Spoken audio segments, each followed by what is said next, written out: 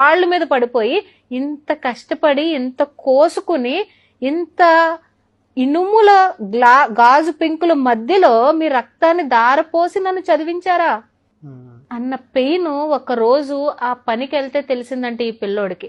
వెంటనే company recruiter దగ్గరికి వెళ్ళాడు. సార్ మీరు జాబ్ ఇచ్చినా ఇవ్వకపోయినా వాళ్ళు నాకు కళ్ళు తెరిపించారు సార్. నా తల్లిదండ్రులు ఎంత రక్తం చిందించి నాకు ఈ రూపాయి సంపాదించారో నాకు ఇప్పటి వరకు నిజంగా తెలియదు. వాళ్ళు కష్టపడుతున్నారని తెలుసు కానీ చేతులు బొబ్బలు వచ్చేసి కాళ్ళు రాసుకుపోయేంతలా కష్టపడుతున్నారని నాకు తెలియదు సార్. ఇది సాఫ్ట్వేర్ ఎంప్లాయీస్ కూడానండి. ఏ సాఫ్ట్వేర్ జాబ్ అంటే ఏసీలో కూర్చోవడం అనుకుంటున్నారా? బుర్ర ఎట్ ద పీక్ స్ట్రెస్ లో ఉంటదండి. 4 బస్తాలు ఇసుక మోసినప్పుడు ఉన్న ఫిజికల్ కష్టం ఎలా ఉంటుందో సాఫ్ట్వేర్ లో ఒక చిన్న బగ్ ఎంటర్ అయినప్పుడు బుర్ర మీద అంత ప్రెషర్ ఉంటది.